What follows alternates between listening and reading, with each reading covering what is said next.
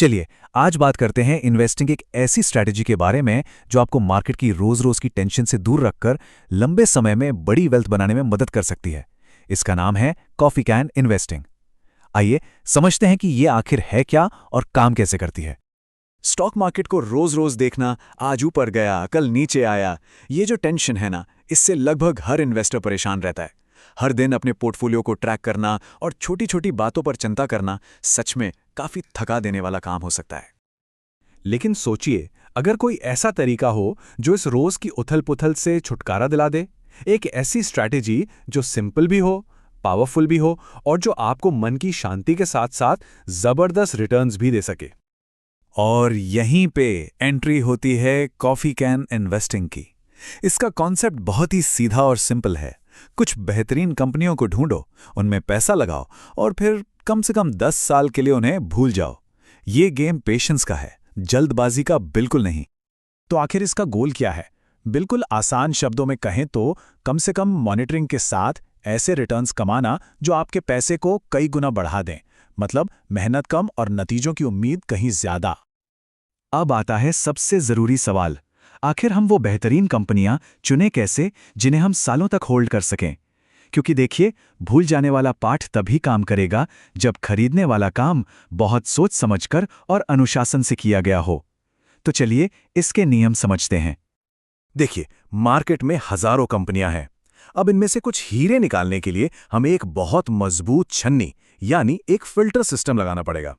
तो अब हम उन फिल्टर्स को देखेंगे जिनसे हर कंपनी को गुजरना ही पड़ता है। तो इस छन्नी का पहला और सबसे तगड़ा फिल्टर है ROCE यानी रिटर्न ऑन कैपिटल एम्प्लॉयड। हमें ऐसी कंपनियां चाहिए जिनका पिछले 10 साल का एवरेज ROCE 15% से ज्यादा हो। अब इसका मतलब क्या है? सीधी भाषा में कंपनी अपने लगाए हुए हर 100 रुपए पर कितना प्रॉफिट बना रही है।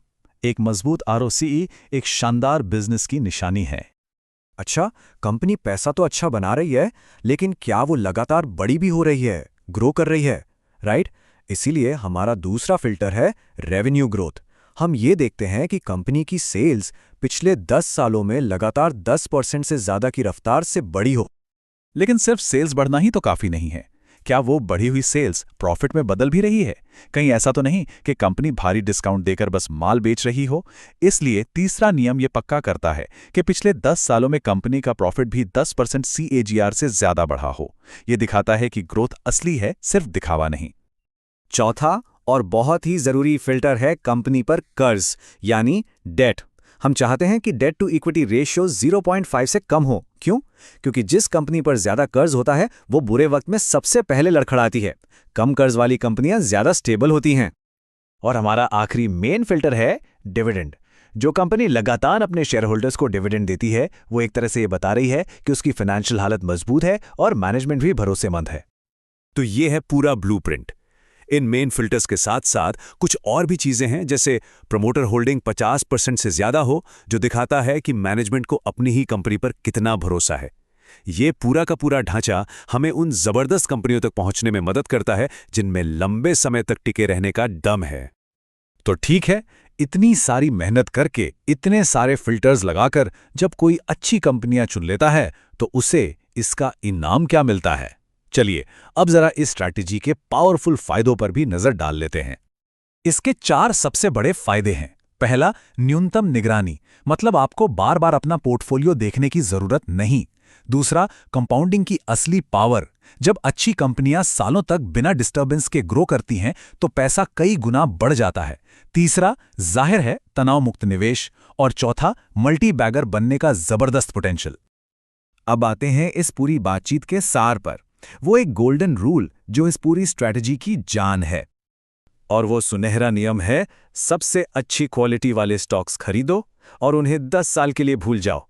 मार्केट अपना काम खुद करेगा। बस इस एक लाइन में इस इन्वेस्टिंग की पूरी फिलॉसफी छिपी है। तो आखिर में बस एक सवाल, जरा सोचिए, अगर हम इन्वेस्टिंग को मार्केट को टाइम करने के खेल की तरह न देखकर सिर्फ धैर्य के नजरिए से देखें तो ये पूरी दुनिया कैसी दिखेगी? वाकई सोचने वाली बात है ना?